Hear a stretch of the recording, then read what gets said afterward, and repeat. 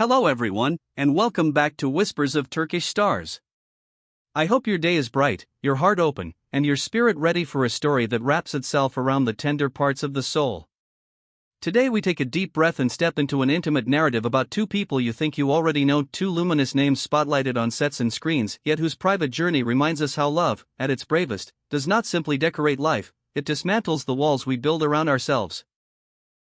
Consider this an invitation to witness the quiet power of Özge, Yağız and Gökberk Demirci, a bond so deliberate and patient that it feels less like a spark and more like a sunrise you didn't realize you needed. Before we begin, if you're not yet part of this community that values stories of resilience, sincerity, and heart, make sure you subscribe and turn on notifications so new episodes find you the moment they're ready. Today's tale, a reflection on love that refuses to yield, might just become the reminder you carry into your own relationships. From afar, it might have seemed that Özge and Gökberk lived parallel lives, two constellations bright in the same sky, shining from a distance but never meant to collide. She, a woman whose youthful determination pushed against the odds of a competitive industry, knew the grind of early mornings and late-night auditions, the uncertainty, the whisper of doubt that tries to make a home in a hard-working heart. Over time, she honed a calm poise that sparkled on the surface. But make no mistake, behind her warmth lived a quiet vigilance, a protective layer shaped by disappointments few had seen. And then there is Gökberk. Measured, composed, the steady presence you might mistake for simplicity if you didn't look closely. He carried burdens that didn't announce themselves. Expectations. Weighty decisions. The delicate balancing act between ambition and integrity. It's a kind of pressure that seldom makes noise, yet sits heavily on the shoulders, reshaping posture and priorities. Perhaps that's why those who know him speak of a thoughtful silence, a sensitivity that notices what others overlook, an instinct for listening rather than filling the room with words.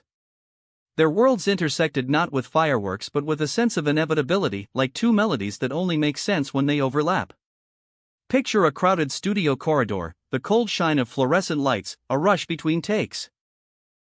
Think of a small apology over spilled coffee, a shared laugh, the unguarded half-second when the eyes reveal more than a practiced smile can hide. Or imagine a table read that becomes a confession booth without either of them realizing it, or a rehearsal where lines about love and conflict feel suddenly too true, too close, too intimate to be only fiction. Whatever the moment, something inside both of them softened. Not everything, not all at once. Just enough for the first crack to appear in the walls they each had built to survive. What happened next is the part so many of us dream about but often struggle to practice. They began to talk. Not the pleasant exchange of pleasantries that keeps the peace, but a dialogue that risks discomfort in exchange for depth. She found a way to name her fears without apologizing for them. He learned to sit with silence without trying to dominate it. Late nights became a sanctuary. Two chairs pulled close, a glass of tea cooling between them, phone screens face down, the world reduced to the circle of warm light they shared. He didn't offer quick fixes when she needed to be heard. She didn't rush to reassure him when he wrestled with the expectations of a demanding career. Instead, they learned to ask, "Do you want comfort or solutions? Tell me what you need from me right now." That simple honesty was their first language. There were tangible ways their love proved itself. It's easy to celebrate each other when everything is green lights and applause. The test is what happens in the murkier moments. Özge had dreams she'd sheltered quietly, roles she feared might expose her vulnerability too deeply, paths she worried would be misread. Gökberk met those uncertainties with faith that felt like an open door, ideas scribbled on napkins, schedules rearranged, flight times shifted to be present on a day that mattered to her more than others would understand. And for his part, he carried a different kind of hesitation.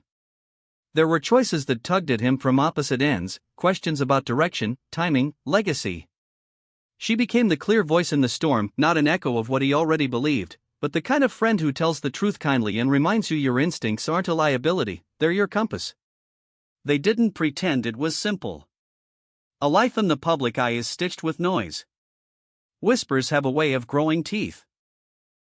Rumors rearrange themselves into headlines, and headlines try to pass for reality. There were days when the outside world felt louder than the life they were trying to nurture quietly. Schedules clashed. Exhaustion sharpened small differences into sharper edges. But where many stories split, there's learned to bend. They made rules for conflict, naming the emotion before the accusation, taking breath breaks so no one had to win or lose. They set rituals for reconnection. Long walks by the Bosphorus when the city was thinning out and only the water spoke, voice notes sent at odd hours with nothing more than a soft "I'm here," handwritten notes tucked into scripts or bags like little anchors for the days that tried to drift away. And there was admiration, patient, palpable, unpretending. She respected the quiet way he carries responsibility, how he looks out for everyone on a set without announcing it. He loved her courage, the way she transforms fear by walking straight into it, how she keeps her softness intact when cynicism would be easier. When admiration thrives, love becomes bigger than romance, it becomes a vocation, a choice you renew every morning. None of this unfolded in isolation. Families watched, friends observed, managers measured the risks, and the audience had opinions, hopes, and projections. Those closest to them approached with caution at first. That's not mistrust, it's devotion. People who love you want to shield you from pain, especially the kind of hurt that comes wrapped in bright lights and camera lenses. But time reveals what words cannot. Their inner circle witnessed how these two lifted each other without losing themselves, how they laughed more deeply, rested more fully, and worked more bravely together than apart. Skepticism softened into support, and support transformed into pride.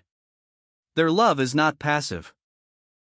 It does not lounge in comfort waiting to be entertained. It is active, the way a gardener's hands are active, cultivating, pruning, staying mindful of seasons. They learned patience for what could not be rushed. They learned discernment for what could not be forced. They practiced the bravery of vulnerability, not romantic grandstanding, but the steady willingness to say, "I'm scared, and I trust you with that. I'm tired, and I need to be human with you." There is a holiness to that kind of intimacy, even if it looks ordinary from the outside. If you're wondering what kept them anchored, the answer circles back to conversation, empathy, and consistency. They did not speak to impress, but to understand. They did not listen to argue, but to receive. There were apologies that were not performances, forgiveness that did not behave like a ledger, and promises that grew legs. The most heroic thing they did was not grand. It was showing up.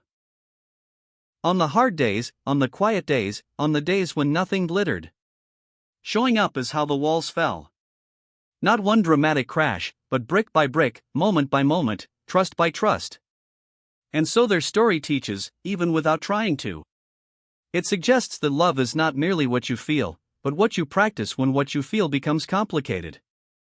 It tells us that empathy is not optional, it's a muscle you strengthen by choosing to care in the specific language of the person you love. It reminds us that vulnerability is not a weakness, it's the doorway to everything honest. It proves that patience is not passive, it's an intentional slowness that allows something beautiful to take root. And it shows us, again and again, that unwavering support isn't loud. It's present. It's the quiet backing that turns a private doubt into a shared courage. Think of Istanbul at dusk, the sky turning the color of a bruise blooming into lavender, the city humming in that particular way it does between day and night. Imagine them walking side by side, speaking softly, maybe not speaking at all, but knowing the conversation continues anyway. That's what real connection looks like, the comfort of being understood in silence, the relief of no longer carrying everything alone. As their careers evolved, so did they. Success changes schedules. It tests boundaries. It pulls people outward. But what's remarkable is how they turned every stretch into a reason to grow rather than a reason to break. When attention intensified, they became more protective of their sanctuary. When projects demanded more of them, they learned to ask for help without shame. Together, they organized their lives around what matters most, not the performance of love, but the practice of it. Circle back with me, just for a moment, to where we began. Two stars in the same sky, traveling parallel. The miracle isn't that they found each other. In a city like this, with so many crossings, that might be inevitable. The miracle is that they recognized what they had and were willing to do the work to keep it. That's what tears down walls, not the initial blaze, but the steady warmth that doesn't go out when the wind rises. If you're searching for takeaways, they're woven through everything we've shared. Empathy that reaches beyond convenience. The daring tenderness of vulnerability. Patience that honors the time it takes to heal and grow. Unconditional support that doesn't cling, but stands. These are the tools they used and still use to meet life's complications without turning on each other. It is a masterclass in the art of being on the same team. So let's recap. Today we traced the tender arc of Özge, Yağız and Gökberk Demirci's journey not as a fairy tale, but as a living practice of choosing each other over and over. We watched how two guarded hearts opened through late-night conversations and honest check-ins. We saw how external noise and internal doubts could have erected higher barriers, yet instead became invitations to build bridges. We witnessed mutual admiration act as fuel, transforming respect into devotion. And we understood how their connection, resilient and resolute, grew stronger not in spite of life's storms, but through them. If any part of this resonated with you, if a scene, a gesture, a whispered promise felt familiar, tell us about it in the comments. Have you ever turned a potential wall into a doorway with someone you love? Which moment in their journey moved you most? Your stories make this space what it is, and every reflection you share adds another thread to our tapestry. If this episode touched you, please tap like, send it to a friend who needs a reason to believe in patient love, and subscribe to Whispers of Turkish Stars so you never miss our next deep dive. We'll be back soon with more tales of heart, grit, and grace. Until then, take care of yourselves, guard your gentleness, and remember, the strongest love is the kind that shows up, listens closely, and brick by brick, takes down every wall in its way.